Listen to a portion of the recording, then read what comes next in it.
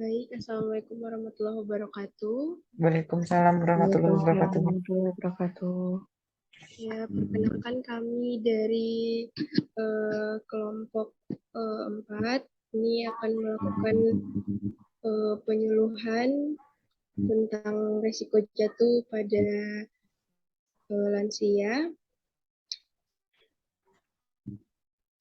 Penyuluhan ini bertujuan untuk agar para warga tahu tentang risiko jatuh pada lansia dan upaya pencegahannya.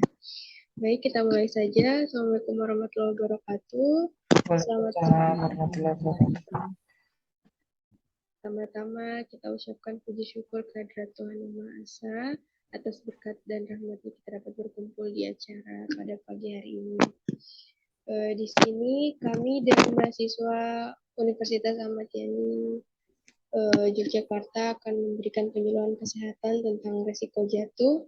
Sebelum itu, perkenankan saya memperkenalkan rekan-rekan saya, Bapak, Ibu. Di sini saya Marwa Elza Putri Umar sebagai moderator dan teman saya ada Mbak Retno sebagai Oke, baik. Silakan Mbak Retno. Ya, terima kasih Mbak Marwa. Perkenalkan, nama saya Retno Jayanti. Di sini saya akan menyampaikan materi terkait risiko jatuh pada lansia, baik itu kategori lansia, kemudian penyebab jatuh, lalu pencegahannya. Yang pertama terkait dengan lansia. Kategori lansia itu ada 4 macam, yakni usia pertengahan 45 tahun sampai 59 tahun, kemudian usia lanjut yaitu 60 dan 74 tahun, 60 sampai 74 tahun, kemudian lanjut usia tua antara 75 tahun sampai 90 tahun, dan sangat tua di atas 90 tahun. Nah, sementara untuk jatuh sendiri merupakan suatu kejadian yang mengakibatkan seseorang mendadak terbaring atau terduduk di lantai maupun tempat yang lebih rendah dengan atau tanpa kehilangan kesadaran atau luka, trauma, dan cedera. Lansia itu sering jatuh di rumah atau di tempat-tempat tertentu karena suatu hal. Ada beberapa faktor yang menyebabkan lansia jatuh, yakni faktor intrinsik. Di dalam faktor intrinsik itu ada proses penuaan itu sendiri yang dialami oleh lansia, kemudian lansia disertai dengan penyakit degeneratif seperti jantung, stroke, saraf, kemudian lansia juga bisa mengalami depresi, mengalami gangguan penglihatan, kemudian bisa juga karena dehidrasi. Sementara untuk ekstrinsik, faktor dari luar lansia sendiri ada lingkungan, seperti lantai licin, penerangan yang kurang, obat-obatan yang digunakan, kemudian alat bantu yang tidak tepat. Selanjutnya, bagaimana mencegah resiko jatuh pada lansia? Yakni dengan latihan fisik yang ringan. Karena lansia sudah berumur atau sudah tidak muda dan fisiknya pun juga melemah, maka latihan fisik yang diberikan adalah ringan. Kemudian lansia-lansia sering menggunakan obat-obatan, terutama lansia dengan penyakit degeneratif. Yang kita harus bisa melakukan manajemen obat-obatan yang ada. Kemudian untuk keluarga yang menjaga lansia harus bisa memodifikasi lingkungan agar tidak menimbulkan risiko jatuh pada pasien atau pada lansia tersebut. Kemudian memperbaiki kebiasaan lansia, misal posisi bangun tidur, tidak boleh mengangkat beban berat, dan lainnya. Kemudian alas kaki yang digunakan lansia tidak boleh selip, tidak boleh licin, dan ada alat bantu jalan jika itu memang harus diperlukan. Kemudian kita wajib memelihara kesehatan lansia. Jika emang diperlukan kontrol rutin, kita kontrolkan. Jika emang ada posyandu lansia, kita antarkan atau jadwalkan keluarga kita.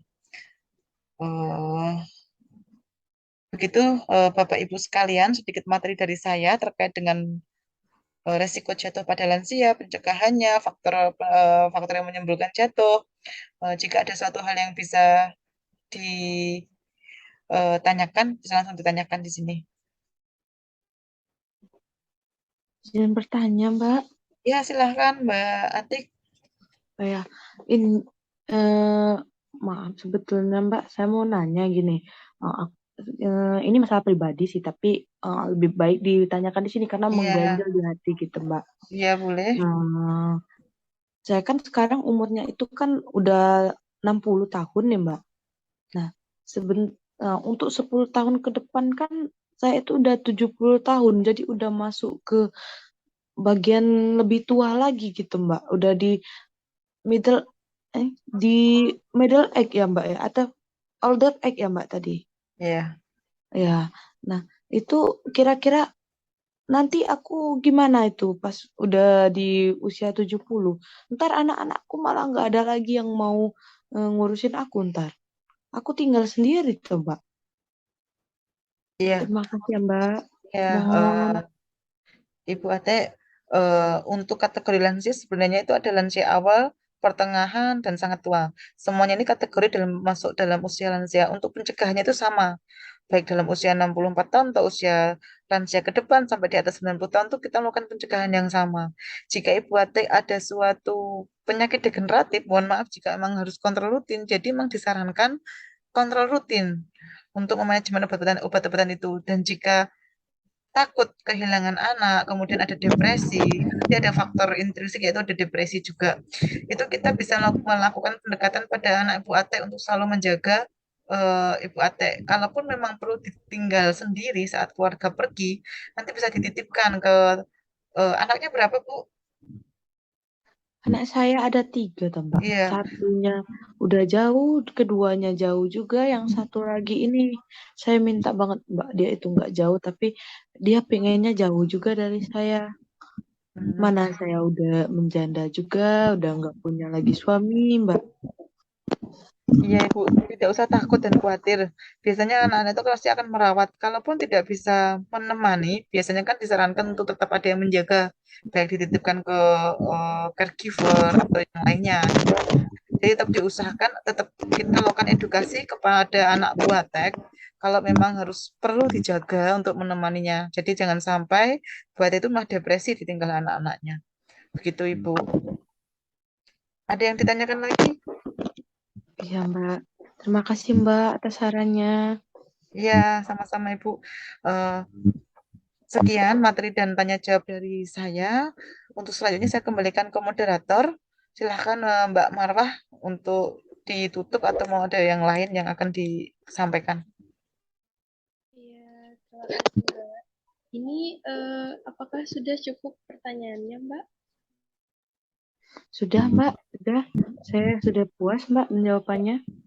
Ya, sudah paham ya? Oke, baik. Kalau begitu langsung saja kita tutup ya untuk kunjungan pada hari ini. Terima kasih atas pertanyaan dan kontribusinya yang cukup kooperatif dari semuanya. Terima kasih atas waktunya juga. Baik, langsung saja. Assalamualaikum warahmatullahi wabarakatuh. Waalaikumsalam. Waalaikumsalam warahmatullahi wabarakatuh. Ya. Ya, terima kasih Mbak.